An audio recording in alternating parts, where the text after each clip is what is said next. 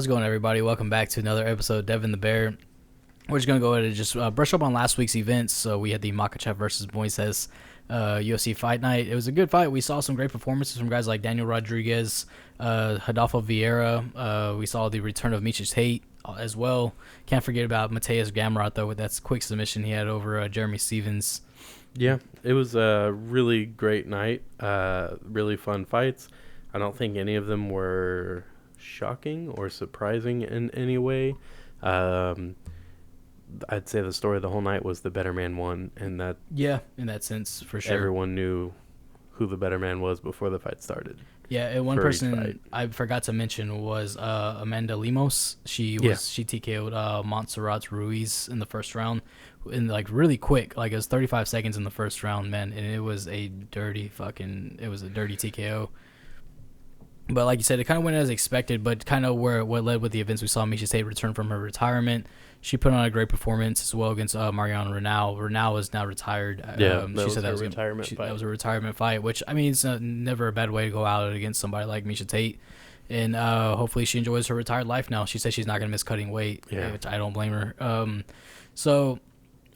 With that fight, though, with the events that kind of led after the fight, we saw Makhachev calling out everybody. I don't think he missed a name at all.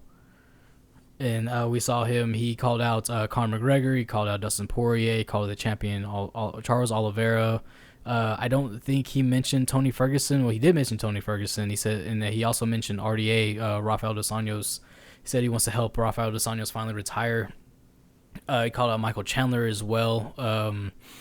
Him and Dan Hooker kind of had a back and forth. Dan Hooker said, you're calling out all these guys, but you haven't mentioned my name. And as we know with Dan Hooker, his past 2 years, he's had some great fights with Paul Felder and with Dustin Poirier. And so Makhachev's reasoning was like, well, you're 3 in your last 6. Like, why am I going to fight you? And Dan Hooker even said, I've been calling you out for a really long time now. Now that you've established yourself and you main event your first card, and you don't want to fight me. Yeah, I feel like the fight with him and Dan Hooker makes sense.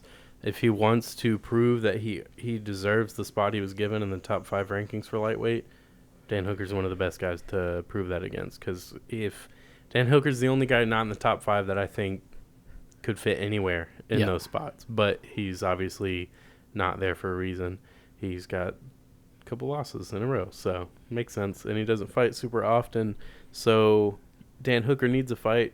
Islam needs to prove he's a top 5 guy. I think that fight makes sense. Yeah. And his performance against Moises was very dominating, very quick. Went about as he expected. 4 rounds of complete domination, and submitted a guy as soon as it went to the ground. Yeah. It was just complete dominant. It was just bad. Like, this is, somebody had asked me about what my thoughts on Islam were, and I've heard people pretty much compare him to he's like Khabib, but he knows how to stand up. He has really good counter striking as well. Yeah. And so I know that Michael Chandler, when he called out Michael Chandler just said, hey, I'm trying to get back to the belt. Like, I can't fight backwards if that's the case. And then probably within a day, we saw Islam go up from, I think he was ranked number 10 all the way up to number 5 now. And so he's ranked in the top 5 lightweights in the world right now in the UFC, which, I mean, like you said before, is something that it makes sense. Look at what he's doing. He's only had 1 loss ever, and since then, nobody talks about that loss because of the performances he's putting on. Yeah, it makes sense. The guys he passed up and replaced in the top 5 pretty much are guys who don't fight often or they are losing. So he's passing them up because he's winning and he's fighting often. So it makes sense. But like I said, you do kind of have to earn it, or not earn it. He's earned it, but you do kind of have to prove that you're worth being in the top 5. Yeah, because now you've jumped a bunch of guys to get there, but you got to at least beat one of them. Yeah. So you fight a fight with Dan Hooker makes sense to me because it puts Dan Hooker right back in the spot that he's basically already in. Yeah, he's kind of at a stalemate right now. I feel like. And then Islam shows, I am a top 5 guy for a reason. I just beat Dan Hooker. Give me a guy ahead of me. Yeah. So I think that makes sense. As far as Misha Tate goes, she said that she's here for the belt. She's not here for just a fight. Yep. So I think that's cool. She looked good in her fight, but Mariana Renaud is not the champion. Yeah. Yeah, and so I think it was a good warm up fight to see what she really had, and so it made sense for that to happen. Kind of sucked with her now because she was on a 4 fight skid and she was in her this I think I want to say this was her 5th loss straight. That was her 5th. Okay, I thought she was on a 5 fight losing I streak. might be wrong, but 4 or 5. Either It's way, a lot. and she's also in her mid-40s, and so Misha Tate, it was a smart fight for her to take for a comeback, and then, well, one of the guys I was really impressed was Rodolfo Vieira, former Brazilian Jiu-Jitsu world champion. We saw him take on Anthony Hernandez, where he gassed out quick into the first round and then gets submitted in the second. And then this fight, he showed patience. He showed that he has pretty decent stand-up.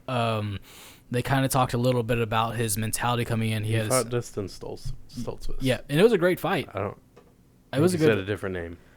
Did I? Yeah. His fight previous was against Alex. Okay. Anthony. Fluffy Hernandez is who he fought in. Sorry, I was good. No, you're good. And so he, it was a good back and forth fight, man. And he showed adversity. You could tell he was still kind of timid when he was in there. And I think him getting this win, and actually standing up, he won by standing rear naked choke. It was really impressive. There was a lot of respect also shared between the guys. So, I would like to see what's next for him as well. He's a fun fight to watch. Yeah. And then pretty much the other fight that we haven't talked about yet is the Jeremy Stevens and Mateus Gamrot fight. Yep. Like you said, Mateus came in there and did his work. It was a real quick submission. Kimura, picture perfect Kimura. He got it in real quick, and Jeremy Stevens had no answer for it at all. So. Yep. It was that's the only way to put it, really. I know that Gamrot does have quite the resume. He's another fighter you should probably check into. A lot of these guys who fought across the world are now coming into UFC having success. And I think Gamrot's going to be another one of those guys, just like Yuri Prochazka. I know it's a completely different weight class, but these guys are exciting fighters, so I'm excited to see what's next for him. He might get a quick turnaround. He didn't really take any damage in that fight. So, I mean... Yeah, I could see him coming back pretty soon. Yeah. It'd be cool. So I like to see him go against... I really would like to see him fight a top 10 guy considering his resume. He's former world champ. Might as well go to give him a little bit of push. I'm sure that's exactly what he wants to. Fight Colin Cater. Yeah. That'd be cool. Well, Jeremy Stevens went back to lightweight. Oh, it was in lightweight? Yep. I forgot this was his fight back in the division. And so, leading into the weekend, though, coming up, we also have our buddy and good friend, pro boxer Carlos Nava is going to be making his second professional bout this weekend over in Texas City. And I know we actually watched today. We were just watching his post-fight interview. It was about 1:30, and I'm expecting another knockout by him, honestly. Yeah, his plan is to be more explosive. That's what he said after his last knockout. So if he goes in there and is more explosive, man, I don't see how you stop him. Yeah, it's crazy, man. Because he was so patient and technical with how he approached his last knockout. Even when he had the guy hurt and up against the ropes, he picked his shots. He didn't just unload and go crazy. So you put explosive power on someone who is picking their shots properly. That's a scary thing. Mix that with patience, and it's like he's so fast, man. And I don't know too much about the guy that he's fighting this weekend, but I'm expecting a quick stoppage as well, and I think he wants that as well to prove a point and go out there. And I know he had said he felt like he could have finished his first fight a little earlier, but he's like, I just wanted to keep calm and stay composed and just pick my shots and just go ahead and get that knockout. And so if you live in the Houston area, I would definitely recommend checking out his fight. It's going to be a really, really good fight. I know tickets are going for $75 an hour. $75 a ticket. And so what's it called? I know that tickets are going for that much right now. I highly recommend checking it out, though. It's going to be a very fun fight. And if you've never been to a pro boxing event, also, I always recommend going and checking it out. I remember I was my first time ever attending it at his fight. And from all the way from the beginning of the card to his fight, man, dude, it was so much fun. I really had a great time. It was really fun. The organization Torinos, they really know how to put on a good show. Yeah. There's lots of different sponsors there. There's different merch you can buy. There was a sports memorabilia auction. So yeah, it'll be fun to see what's going on at this next event. Another event that's going to be going on is the next Fury card, which there's a lot of really fun and exciting local fighters that you should know about. Colton England is one of the main fights. He's taking on Alec Williams. Which he just beat Alex Black in the Fury 46. Colton England won his fight on Fury 46, so it makes sense that they match up this time around. That one's going to be a fun one. I think both guys are going to really fight hard for it, and I don't see it going to decision. I don't either. I think it's going to be a submission stoppage by somebody. I think you're going to see some very high-level jiu-jitsu going on, or it's going to be a battle of who has the better hands. So, also, this one's going to be taking place in Houston. Tickets are $50. If you want to go and check that out. And also, if you decide to check this out, I do recommend whenever they have you pick a fighter, pick our buddy Jacob Silva. He's also fighting on the card, and he's taking on Randy Villarreal. And I'm expecting a very quick stoppage again by such a top tier fighter in Jacob Silva. We saw his last fight. Finally got to see him live, and it's crazy how fast he is and how powerful he is at the same time. Yeah, and the dude took an elbow straight to the face and kept going, didn't stop. He was just like, who threw something at me? Who threw that piece of paper? I was like, what the fuck? There's a lot of fights going on that card. That's going to be a big one. That's Fury 48 in Houston. Make sure to check that out. I feel like if that event doesn't get some UFC signings, I'm going to be disappointed. Also, if you have UFC Fight Pass, it will be on UFC Fight Pass this Sunday. So I definitely recommend taking some time out of your day if you have nothing going on to go ahead and tune in and watch those fights. And so that's going to lead us into the Saturday night's UFC's card. It's going to be Dillashaw versus Sandhagen. We know that Corey Sandhagen is on a tear right now. He's absolutely just fucking everybody up, honestly, in such like fascinating ways. He's coming off of that 30-second flying knee knockout over Frankie Edgar. Before that, he knocked out former title challenger Marlon Moraes with a spinning heel kick to pretty much the forehead.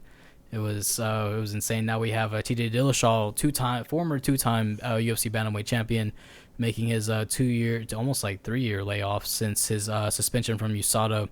Now he's coming back and he's fighting a top-tier guy. Winner is going to be getting a title shot, and so I'm excited for that fight. But let's go ahead and discuss that card a little bit before we get to that. Yeah. So the opening fight for the main card is going to be Mickey Gall and Jordan Williams. Everyone knows Mickey Gall, the guy that fought CM Punk and Sage Northcutt, and was just getting wins left and right. He beat Mike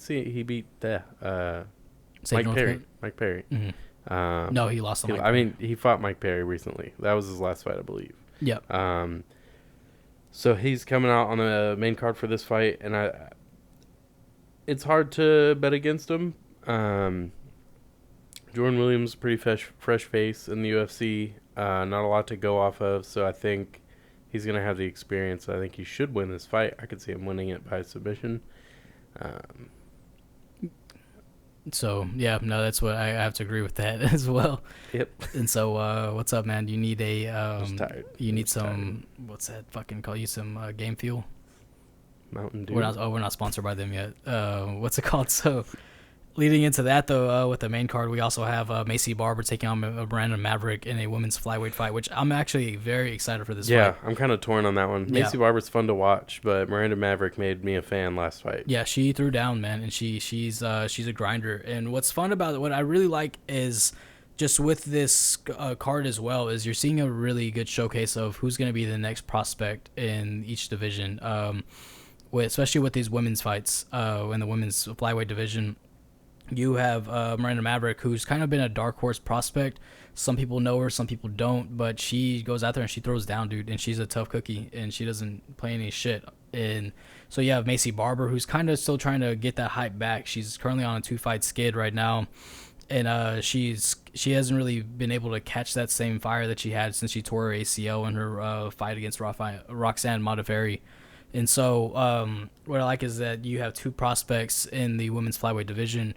We're going to come in and we're going to see who's going to be more of the face, who's going to be the one that's going to be moving up in the rankings to be fighting for the title eventually in the next couple of years. Yeah, if Macy Barber's not the favorite to win that fight, I'd be surprised. Mm-hmm. I know she's definitely the fan favorite. She just has more of a fan base and familiarity with the fight fans so far. But I think if I had to choose, I think I'm going to go Miranda Maverick. I believe so too. Fight. Yeah. The way that Macy Barber looked before she injured her leg against Roxanne Modafferi, I don't think she was going to win that fight anyway. Yeah. and the way that Miranda Maverick fights, I feel like she's going to be able to handle Macy Barber. Unless Macy Barber comes in with some new tools, I feel like Miranda Maverick's going to win that fight. Yeah, I believe Miranda Maverick takes this one as well, man. She's only 24 years old. She's young, but I mean, it doesn't even seem like it. You watch her fight, she shows a lot of technical abilities. She shows very good patience, but she also gets in your face. Yeah. And she just makes it a fight, but she makes it a really good technical fight. And I don't know if Macy Barber's going to be able to withstand the pressure that Miranda Maverick's going to be able to put on. So I know that on the Verdict app, Miranda Maverick is the favorite in this fight. She's the favorite? She's the favorite, yeah. And so I think people are seeing that. It's like, okay, yeah, she's actually really good. And okay. So, but yeah, I'm going Miranda Maverick as well, though. I don't want to see Macy Barber lose. I would like to see her continue on this little hot streak that she had before her last 2 losses. But I think Miranda Maverick just kind of has her number. The next fight is going to be Darren Elkins against Derrick Minner. I feel like that fight's going to be very fun. I don't see it going to judges at all. I think if that fight doesn't just take place in either the center of the octagon or in the up against the cage, 2 guys beating each other up, I'd be surprised. Yeah, I feel like that fight's going to be a very dirty fight. Darren doesn't fuck around, dude. Yeah, it's going to be a dogfight, honestly. Yeah. This is easily... Anytime I see Darren Elkins fight, I just know for sure it's probably going to be a fight of the night contender. He just throws down. And the damage. Yeah, the damage, that ugly-ass tattoo he has on his chest. But, yeah, man, it's going to be a dogfight. It's going to be a fun one. And I did want to touch up on the prelims real quick. We have Houston native Adrian Yanez taking on Randy Costa as well. I forgot to mention that whenever I brought up the card, but... Me too. Yeah, no, you're good. And so, but I just wanted to touch up on that real quick, man, because Adrian Yanez has such a great future in the UFC's bantamweight division, just in general when it comes to what he's doing. He shows so much, like, he has such a great fight IQ along with his technique and his speed and his power. His speed and his power, I think, is what's going to carry him for a long time. Yeah. That dude is ridiculous. His hand speed is insane. His power is insane. But he's also got knockouts where he's kicking dudes straight in the face and putting them down. It's freaking crazy. That guy is going to hit you with anything. Yeah. And he's going to pick when and how it happens. Yeah. And what's nuts about him, too, is, like, we haven't even seen anybody try to take him down yet. And yeah. I'm positive he has high-level jiu-jitsu. I know for a fact that if somebody tries to take him down, he's going to be ready for it. And I don't see Randy Costa deciding to do that, though. I think it's going to be a stand-up brawl, and not really, but a very technical one, you know. Randy Costa is a very good fighter as well, though. He's 6-1. All of his wins are by knockout. And so I think with Adrian, what it's going to have to be is just really, they're actually all first-round knockout, too. And so he's going against another young guy who wants it just as bad as he does. And we've seen Adrian have, I mean, with his opponents previously, like, I think he's the way that the UFC is pushing him, they're pushing him right. He's proving that, okay, like, I'm supposed to be here. I don't think at all that he's being protected. I think he's proving, like, himself slowly and surely. And with somebody like Randy Costa, it's a battle of 2 top prospects. And I think for Adrian, I mean, with as calm as patient he is, and he has a great chin. He got hit with a bunch of good shots in his last fight. Well, not a bunch, but he got hit with a couple good shots, and he was able to withstand the storm, and it looked like it didn't even faze him. And I think Adrian Yanez probably will take that one, probably by 2nd round knockout. Yeah.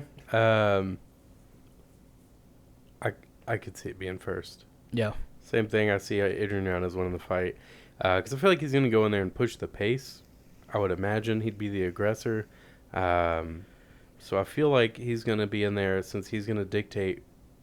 If he's the one dictating, then he's going to end up in that fight. And I feel like it's either going to be a first-round knockout or a very fun fight that goes to decision. A lot like Dustin Poirier and Cub Swanson. I feel like it could be a lot like that fight. So we're also going to find out which one's better, Reese's or Dr. Pepper. Yeah. Yeah, can't forget about that. Good old sponsors. And so, so on to the back to the main card though. So we have a bantamweight fight with Kyler Phillips and Raulian Paiva. Julian Paiva. Beats me. There's an A after that. There's an I after that A. So I'm guessing that's how it's said. We'll find out Saturday how wrong I was. And so Kyler Phillips, man, he's been around for a little while. He's in the top 15 in the bantamweight division. He has great wins over, Song Yadong, which is never an easy fight to take. Yeah, I was about to say, that's a hard thing to do. And so he went all 3 rounds with them. And so with Howland, how'd you say his name? Give me 1 second. Paiva. He doesn't have a nickname. I can't just call him. It'd be Holian Paiva. And so we have him coming in, but I have a feeling Kyler is just going to take that one, though.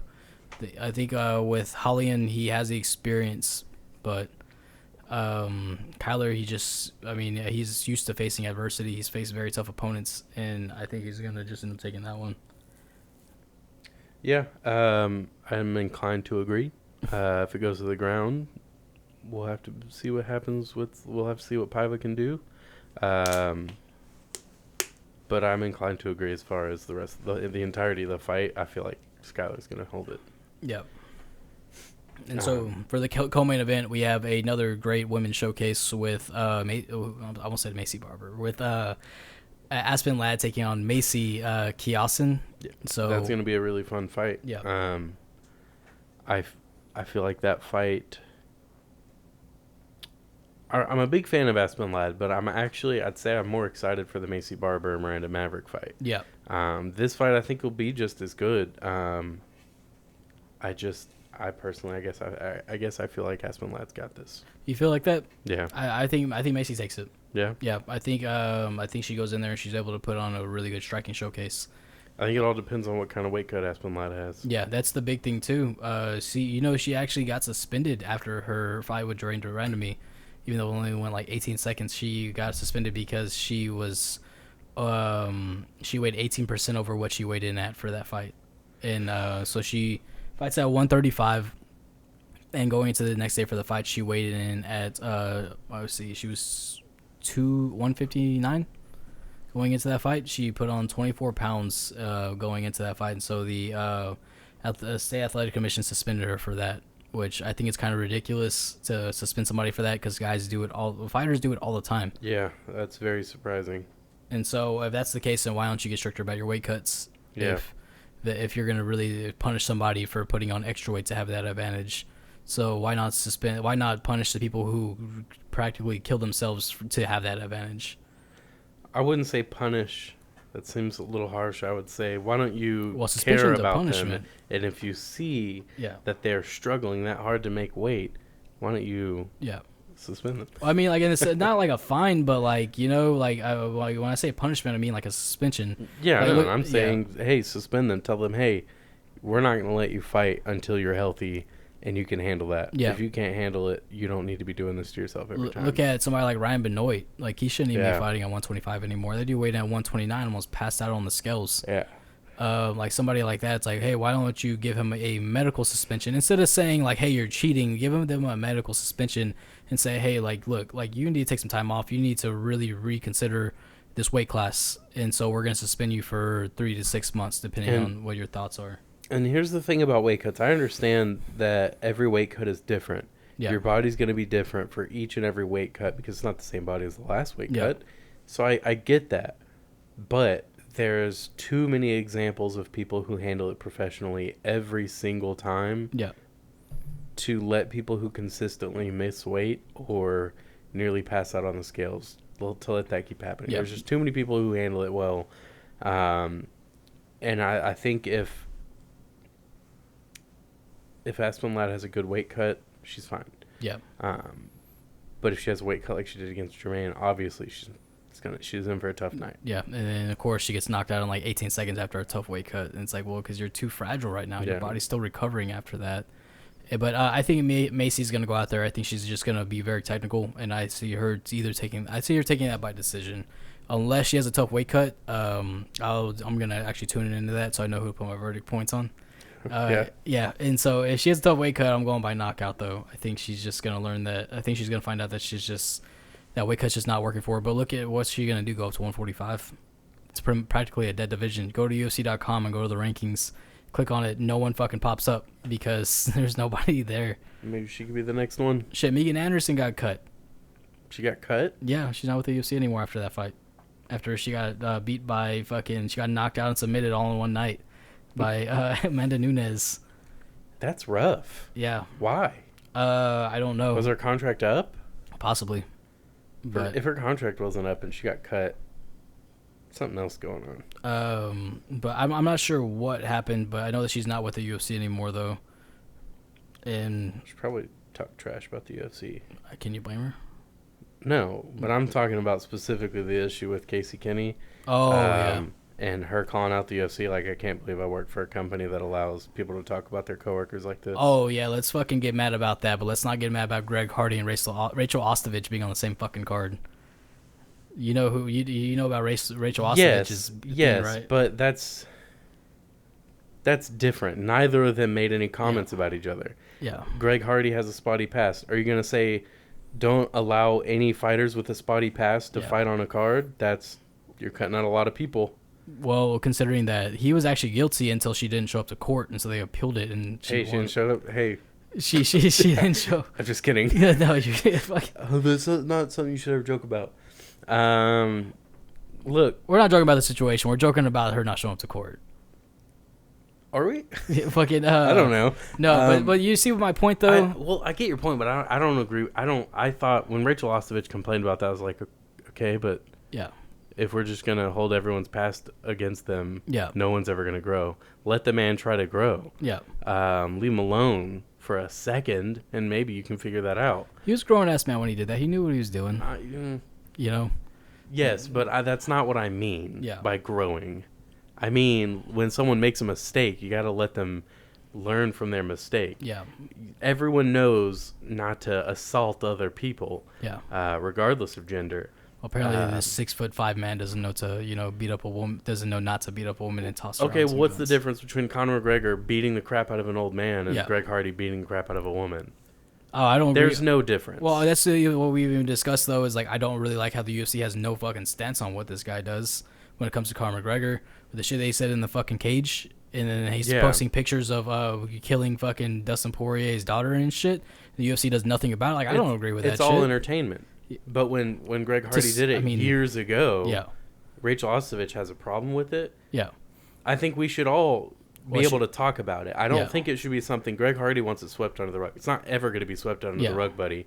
You hit a woman, you need to live with that because that's going to be who you are for kind of a long time. Yeah, especially when you're as big, as well known as he is. Yeah, so consistently show that you're a different person, and eventually it'll not go away. But eventually people will be like, yeah, you're better, but eh. I also think the Ostovich situation was very recent, and that was awful. Yeah. I'm glad that she's out of it. Yeah. I mean, she's doing great now. Now she's in bare knuckle boxing, about to fight Paige VanZant. And I bet you they paid a lot of money, so she's making money. Fuck it. But yeah. I don't even remember what we were talking about, man. I don't know. Like I saw her stance on it. Like why she was. What were we talking about? I don't fucking know. We just kind of started like I don't know. It was too good of a debate to actually just stop. Casey Kenny and Megan Anderson got cut. Yeah. Aspen Ladd needs to move up and be the new star in that division, or at the very least, the new top contender. That's what we were talking about. Aspen Ladd wins this fight, though. You think? Yeah, I said that already. Yep. And so, what's it called?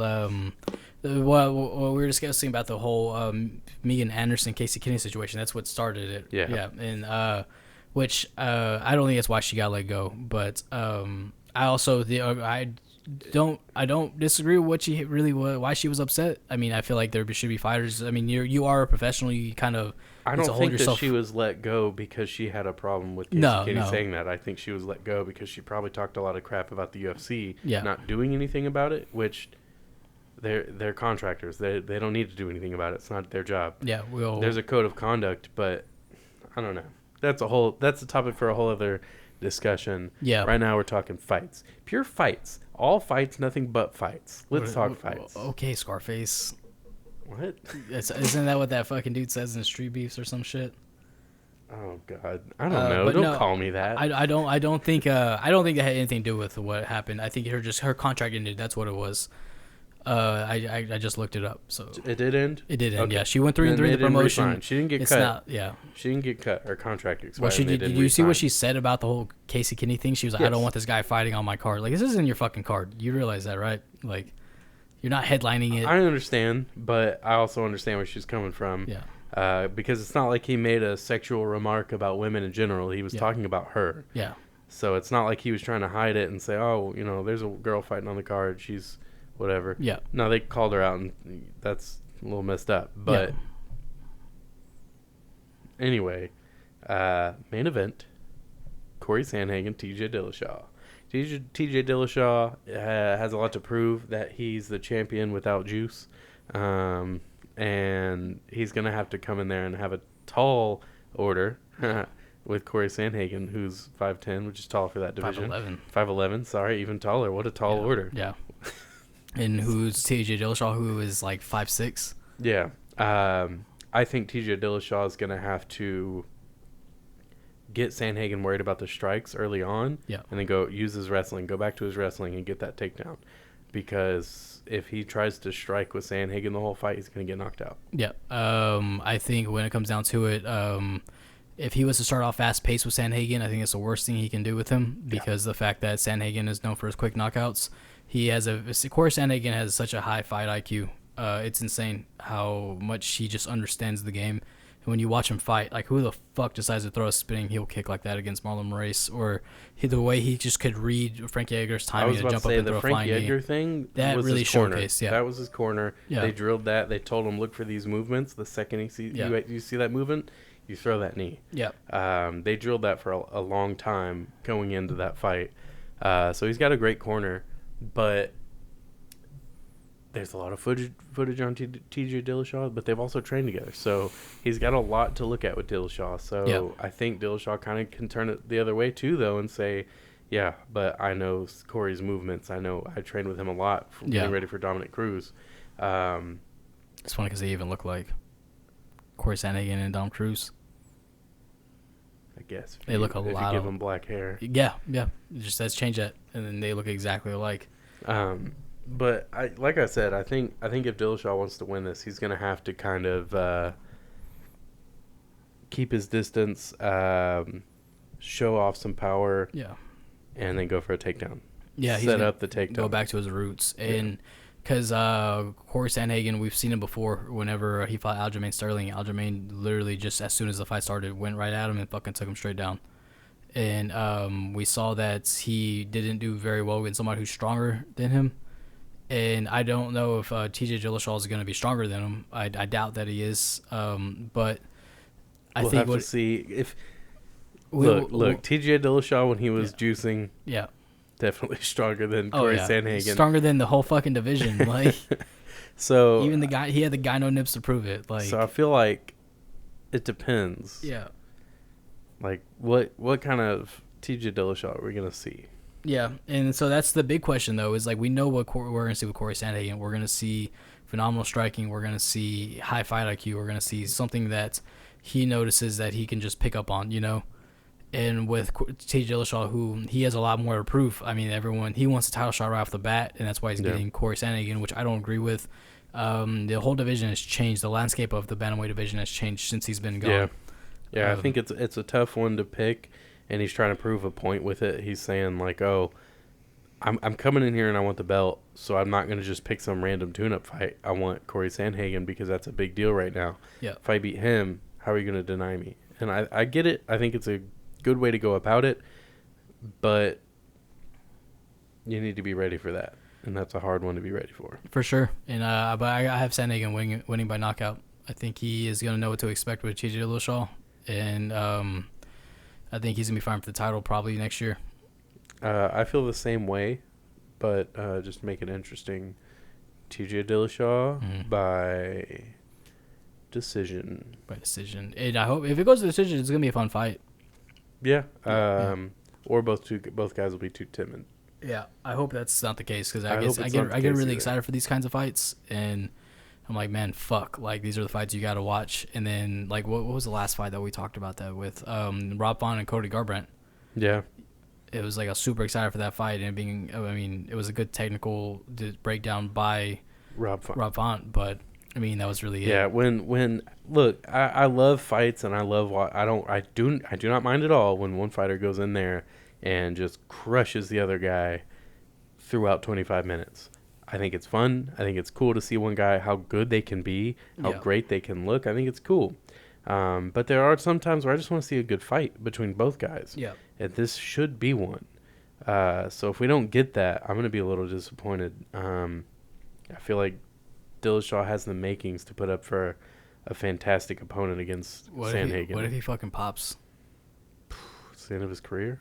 Yeah. You don't come back from that. You don't get to just pop for steroids, Again. be gone for 2 years, and then come back and pop for steroids. Yeah. He's not going to do that, though. No. He knows better. He found out how to mask it. That's what it was. And so, yeah, man, that's gonna be the story. It was TJ. How long was TJ on the juice now? Because you got his whole legacy is questioned now. Mm-hmm. That's what I'm saying. I understand he's got a lot to come in here and prove. So you want Sandhagen, and I mean, TJ Dillashaw has been training with some great people. He's been training with Raymond Daniels for a long time now. Mm-hmm. So I think he can handle Sandhagen. The length and the strikes, the versatility. I think he can handle it just fine. It's more of Sandhagen's something else. Yeah. And he'll catch you when you need to be ready, and you're not. He's good at that. So it should be a very interesting, very fun fight. Yep, definitely looking forward to it. All right, what else happened in the news? There were some matchups recently. Paddy Pimblett got a matchup. I don't know if we've talked about that yet. Not yet, no. He finally got a matchup. And I am blanking on who it was against. But he's very excited to get a fight. I'm very excited to get to see him fight in the UFC. It's Luigi Vendramini. I've never heard of that guy, but that'll be Paddy Pimblett's debut fight. That's something I'm definitely excited to look forward to. It's going to be in September. Oh, really? So it's going to be pretty soon. I know Volkan Ozdemir has a fight said. Really? That'll be cool. When was the last time he fought? It's been a while. I know it's been a little while. Last time he fought was when he fought Yuri. That's what I was thinking, but I was like, dang, that was a long time ago. It's been about a year man. then. Because he fought in 2020 then, so it's been about a year since he's been gone. I forgot who he's fighting. Me? Yeah, he's fighting Zach Poirier. Be sure to tune in. Crazy. Shit. I didn't even know. He didn't even tell me. Yeah. Well, you need to get new management, man. Yeah. Speaking of new management, fuck Ali Abdelaziz messing with the lightweight division. Just kind of going back to that. Yeah. He's a piece of crap. I do want to go back to the TJ Dillashaw for Sandhagen. I want to change my prediction. What to what? I think we're gonna get. I think TJ Dillashaw gets the knockout. Think he gets the knockout? Yeah, dude. That Bang Muay Thai, nothing to fuck around with, man. He's gonna get the knockout. We're gonna get a sick, awesome new meme for Joe Rogan and his reaction to it. Oh, which one is he gonna be like? Fucking drinking like a Stein size like cup of fucking donkey cum. What? Sorry, no. I just I've been fucking thrown off by this like for the past few days, and I don't know. Need you to explain. I don't know how. No, fuck that. I'm explaining it. I don't know how this came about. So I found out how Fear Factor really got kicked off, and because they made a comeback, and like apparently I'm fucking like the last to know about this shit. But he talked about it with Tom Segura. And so there was a horseshoe challenge, and whoever like tossed farthest away had to drink, and it was like the team's two people had to drink either what's that fucking donkey semen or horse urine. What? Yeah, or donkey urine.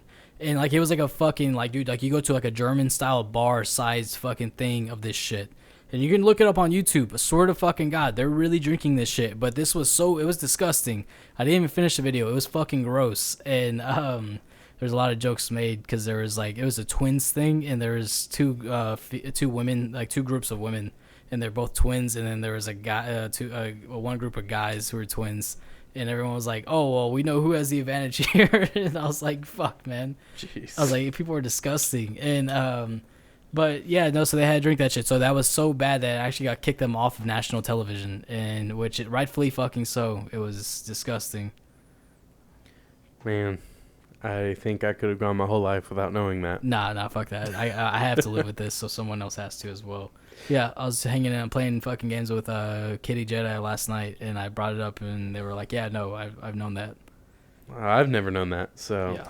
I guess we're just two morons in a pod. Yeah, maybe we just don't look for shit. That's probably what it is. Well, we just, we're busy watching fights. Yeah, not watching people just drink animal semen. So, Yeah, man, your friends do what they want in their own free time. hey, no judgment here. All right, well, yeah, that'll do it for this one. Lots of fun things to look forward to and to look back on, like the ending of Fear Factor. Yeah. Let us know your thoughts on the San Hagen Dillashaw card, and let us know if you're going to go watch Carlos Nava make his second pro fight, and let us know if you're going to be at the Fury 48 card. We'll be there. See you there.